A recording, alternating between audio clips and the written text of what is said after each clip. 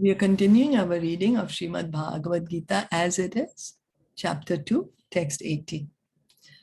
Antavanta ime deha nityasyo kritaha sharinaha anasino aprameyasya tasmad yudhyasva bharata. The material body of the indestructible, immeasurable, and eternal living entity is sure to come to an end. Therefore, fight, O descendant of Bharat. So yesterday we heard how Krishna was saying that of the material body, there is no endurance. It will finish. And of the soul, it's eternal, can never be finished. So the material body is perishable by nature. It may perish immediately, or it may do so after 100 years. It is a question of time only. There is no chance of maintaining it indefinitely. We have had experience. You know, everything in this material nature deteriorates. Nothing lasts forever. Nothing lasts forever. So even our bodies, we'll say, no, my body will last forever. But we can see people around us, oh, they're leaving their bodies. And then what happens to the body? Then it is decomposed. So the body cannot be maintained. But the spirit soul is so minute that it cannot even be seen by any enemy, to say nothing of being killed. So what is the soul? The soul can never be killed. The body can never be protected for a long duration of time. In the sense, well, long, we can say Brahmaji's life is long. Okay, but for him it's 100 years. But after 100 years, he has to give up his body. So we cannot preserve the body eternally.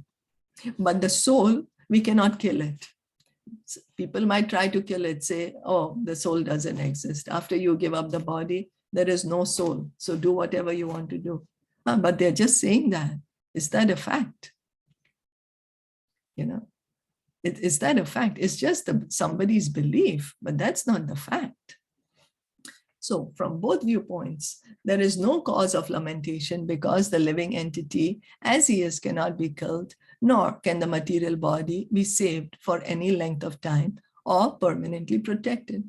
So Krishna is telling Arjuna, you are saying that, oh, the bodies of your Dronacharya and Bhishma will be killed. But anyway, even if you try to not kill them today, they will die. They're already so old. They will die sooner or later. And then if you are thinking, but what will happen to the soul? But the soul is never going to die. It will live eternally. And then also the example is given is that Bhishma Dev and Dronacharya, they're already so old. So if they really die on the battlefield, they'll either go back, they'll get liberated, go to the spiritual world. If they're not going to the spiritual world, they'll get younger bodies in the heavenly planets where they can enjoy even more. So Arjuna is saying, you just do your duty. You don't think too much. So the minute particle of this whole spirit acquires this material body according to his work, and therefore observance of religious principles should be utilized. So how did we get this material body? Is because of our past karma. Something we must have done which qualified us to get this body.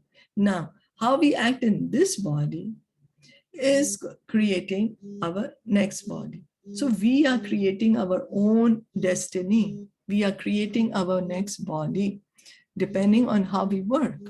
Body we have to take in the next body.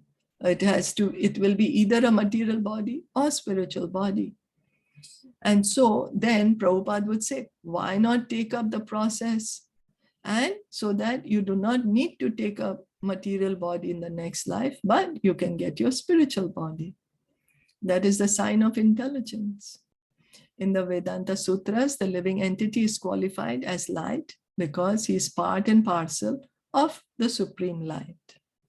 The sunlight maintains the entire universe. So the light of the soul maintains this material body.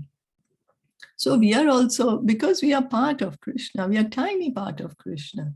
So we are called, okay, as a part of the light, part of the light. And so the example is given that we are the one who's bringing consciousness in this body. As soon as the spirit soul is out of this material body, the body begins to decompose.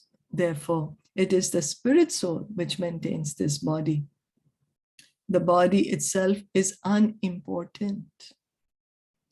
You see, we do so much to protect the body, so much, the health goes down, we'll spend so much on medical bills, we will try to beautify it, make it so comfortable, we spend so much on the body.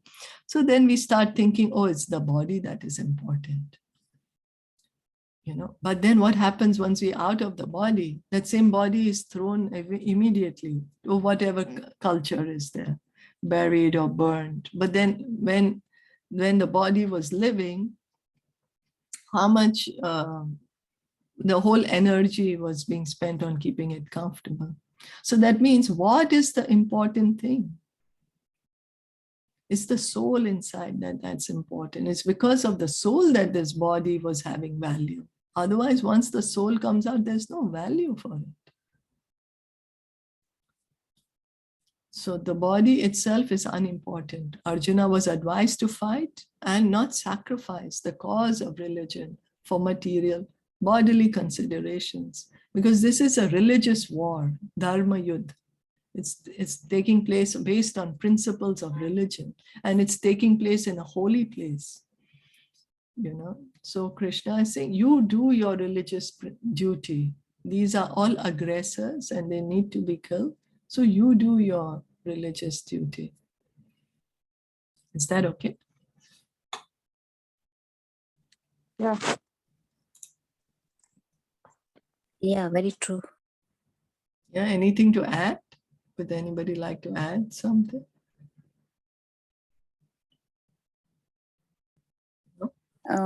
More we are chanting, we are getting more and more energy and health also. But I have noticed that power is using again in material things. So today I realized this mistake. Manaka, still I have not realized the power of this Krishna. Still I don't have so much value about the Krishna. That energy I got, again it is topping in material things only. So how to get it from that?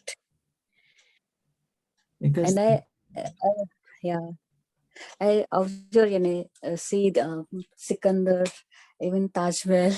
They are collected the material things, but they are all are lying here. Still, my energy is not diverting there. I'm doing the chanting. I'm getting lots of benefit. So how to get it from that? so gradually it will come. You have just started, right? Recently chanting, but you're already realizing it. So which is good. Yeah. So then Yeah. you have a choice, at each moment. Let me try to do something which will help me remember Krishna more. Yeah. Yeah. So if you do those activities more and more, then they are spiritual. Oh, I'm connecting this thing to Krishna. And then gradually your desire for material activities will go away, and you can pray to Krishna. Krishna, please, like in the mood of Draupadi, like really call out to Krishna. Krishna, I'm so attracted to this material world. Please cut my attraction for it. Please take away my attachment to the material world. Place me as a particle of dust at your lotus feet. Please help me to fix my mind at your lotus feet. In other words, more I'm doing the chanting, I'm observing that Krishna is updating my health, updating my clothes, updating the house, everything he's upgrading also. So I don't know it's right or wrong, but I should always It happens because when we initially start chanting, then Maya Devi will give us all these things because she wants to check whether we are interested only these things or we are actually interested in Krishna.